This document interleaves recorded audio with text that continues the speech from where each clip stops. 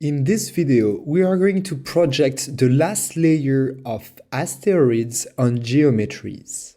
If you'd like to follow along but you didn't complete the previous video, you can open the file v13.nk in the nuke directory. Alright, between those two videos, I went ahead and I just duplicate this setup and I placed a card very close to the camera to project that last layer of rocks. And as you can see here, it doesn't work well. It looks very weird just because the camera movement doesn't cooperate well with the card. We should need to fill more volume on those asteroids. So in certain cases, projecting on card is not an option. So for that case, I will need to project on geometries. And luckily, I asked the 3D modeling department to model me those asteroids in front of the camera to be able to project on them. So in order to import geometry in Nuke, I will need to create a read geo node. So that node will let me import obj, fbx, alembic files. So we'll click on the file button over here and I will navigate to the material folder and we will go to the folder called projection. And here I will take the asteroid fg.obj. I will click on open. And now if I connect the viewer to my obj and I hit F on the viewer to frame the elements that I'm currently looking at, I can see that here are my asteroids. Now, when you are projecting on geometries, you need to make sure that you are projecting your image from the same angle it has been prepared in CG. That means that when you have an object to project on, you usually have a camera for projecting onto those objects that comes with the model. So let's create a camera and I will come to the file tab of the camera. If it's not here, it's like right here, okay?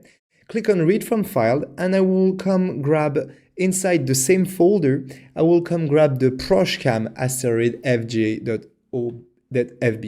okay. Okay, perfect. And now I need as well the layer that will superpose exactly to those asteroids. So we'll create a read node with the R key and in the same folder, material projection, I will find the asteroid foreground.xr layer that has been used to place the models behind. So now, if I were to project that layer through that projection camera, this will line up exactly. So let's do that actually. So I'll create a project 3D and I will project from that camera, and that camera is a projection camera, so it shouldn't be moving. So if you have a doubt, you can go to the curve editor and check the curve. If the curves are flat, here it means that the camera doesn't have any animation. Even if we have keyframes, because it's a camera imported, we don't have any animation.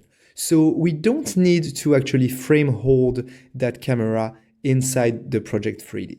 Now I will connect the project 3D to the read geo here, and now I will create a scanline render and I will hook up that camera for now to see if it's correct. And okay, it's in 3D. Let's see. Okay, it seems that the texture are on the asteroids, great. But now I want to see in 2D. Okay, so this is the output of my scanline render and this is the input. And the output and input is exactly the same. So it means that the projection works well. Now, in order to shoot those asteroids with the movement, we need to connect it to the camera here. Problem here is the position of those asteroids is totally wrong compared to the rest of our 3D scene. If I were to open, for example, the position of that card that's supposed to be in front of the camera here, and I will compare to those asteroids, This is wrong. Even if I were like looking at the planet, for example, the planet is actually smaller than the asteroids. So we have a problem here. And to solve that, we are going to move this entire system in space to position and line up the position of that projection camera with the position of our actual camera at the last frame.